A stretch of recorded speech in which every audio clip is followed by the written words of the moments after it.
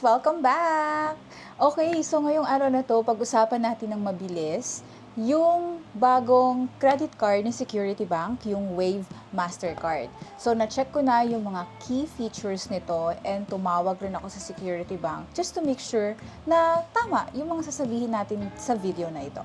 So, without further ado, let's begin! So, guys, nung nakita ko yung features nito, parang nagustuhan ko na rin, parang gusto ko na rin mag-apply nito kahit meron na akong credit card kay Security Bank. Bakit?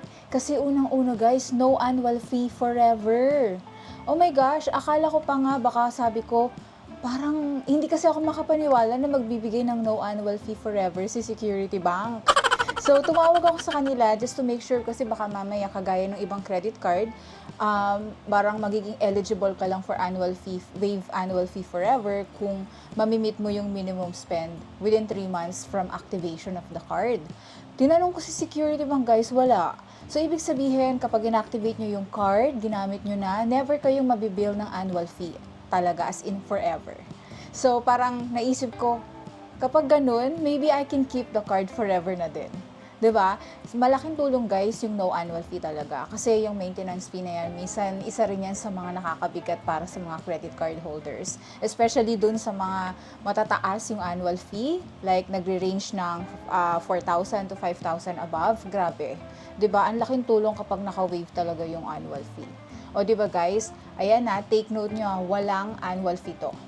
Pangalawa guys, yung interest rate, nagulat din ako kasi yung interest rate ng card na to, pang pandemic, 2.5%. Kasi guys, nung pandemic, lahat ng bangko, binaba nila yung interest rate nila ng 2.5%. Pero recently, binalik na nila yan sa 3%. And itong card na to, 2.5%.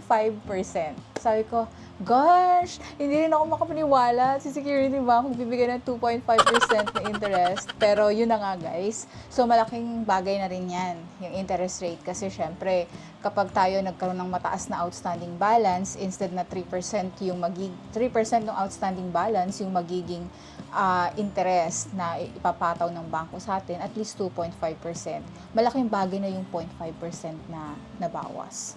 Okay? Pangalawa yan ha. Take note nyo yan. So, pangatlo, rebates. Lahat ng credit card holder na merong Wave Mastercard, magiging eligible for 1% rebate. Okay? So, meron nga lang cap or limit yung rebates na pwede mong makuha sa buong isang taon. So, ang halaga is worth 3,000 pesos. Okay? So, paano ka makakakuha ng rebate sa card na to?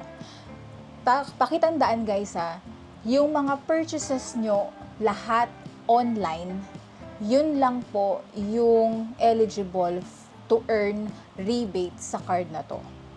Okay, kung mahilig ka bumili sa Lazada, sa Shopee, sa TikTok Shop, or kahit na anong online store, pwede mong gamitin yung Wave Mastercard at mag-earn ka ng rebates dyan.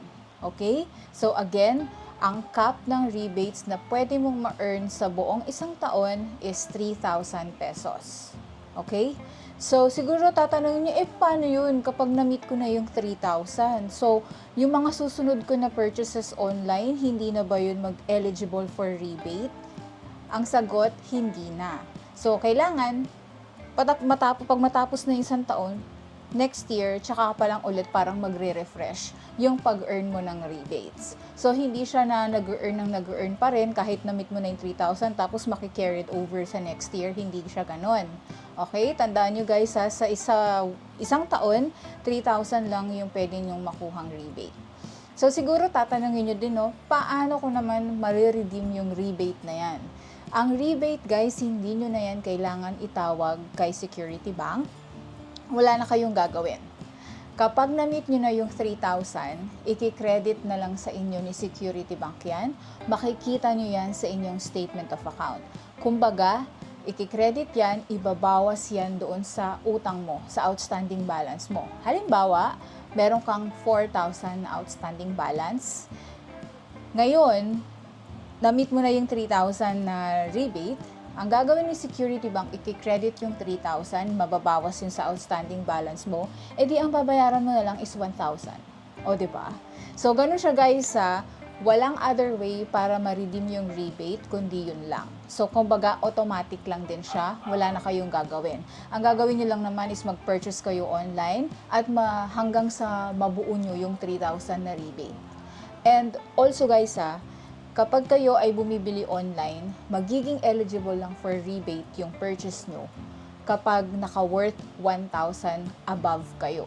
Pero pag mas mababa sa 1,000, bawa 999 or basta mas mababa sa 1,000, hindi siya mag-earn ng rebate. So, kailangan pag namili kayo kay Lazada, TikTok Shop, or Shopee, dapat worth 1,000 pataas. Okay? Yun yung mga importanteng details guys na tatandaan nyo dito sa rebates ng card na to. Kumbaga kasi basic card lang to ni Security Bank. So, kumbaga hindi ganoon kalawak yung features pagdating sa mga rewards or rebates. Actually, wala nga siyang rewards, kundi rebates ang nilagay nila dito sa card na to. Sino-sino ba yung eligible na mag-apply ng Wave Mastercard? Actually guys, lahat tayo pwede tayong mag-send ng application. Okay? So, depende na lang yan sa assessment ni Security Bank kung na-meet ba natin yung eligibility requirements. And medyo nag-alangan ako guys nung nakita ko yung income requirement ng card na to. Kasi ang sabi doon, kapag first time card holder ka pa lang or wala ka pang existing na credit card sa other banks, ang income requirement pag nag-apply ka nito is 480,000. So naisip ko, hindi pang basic na credit card yung ganyang income requirement. Parang papunta na yan dun sa mga higher tier na cards. Like papunta na yan sa gold or platinum eh. 'Di ba? Kapag ka naman ikaw ay existing credit card holder na, ang income requirement nito is at least 360,000. So, hindi pa rin siya pang basic credit card, no? Yung income requirement. Kasi kung i-compare mo sa BDO Shop More na isang basic credit card din ni BDO, ang income requirement lang is nasa 180,000 per year. So, I think yun yung applicable na amount sa mga basic cards, 'di ba? Pero itong Wave Mastercard, medyo mataas yung income requirement niya. So, it's up to you guys. Kung kaya naman, i-calculate nyo times 12 nyo yung monthly income nyo, yung monthly sahod nyo, and tingnan nyo kung maaabot yung 480,000 kung ikaw ay first time credit card holder pa lang na nag-a-apply, or kung may existing ka na, 360,000 dapat.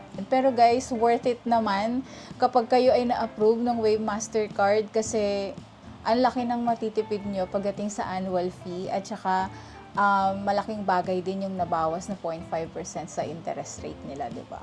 Kung tatanungin ako guys, a-apply ako. Kasi, lalo na kung first time credit card holder ako. Kasi, ganito yung card na gusto ko eh. Yung walang masyadong hassle na bayaran ng marami, na may annual fee ka pa, yung mga ganun. Kasi, laking bagay pag hindi ka nagbabayad ng annual fee. Yun lang naman guys, yung gusto kong i-share. So, nasa sayo yan. Kung bet mo rin, kagaya ko, yung key features ng card na to, why not? Go ahead and apply. Wala namang mawawala eh kung mag-a-apply ka, kung magta-try ka. Malay mo naman ma-approve, 'di ba? So, ilalagay ko yung link sa description below, yung direktang link para makapag-apply kayo ng Wave Mastercard. Actually, nasa website lang din naman ni Security Bank yun. Yung ilalagay ko dyan is yung pinaka-shortcut niya na. Okay? So, if you have other question, leave your comment below. Marami pong salamat sa panonood ng video and see you again on my next. Bye!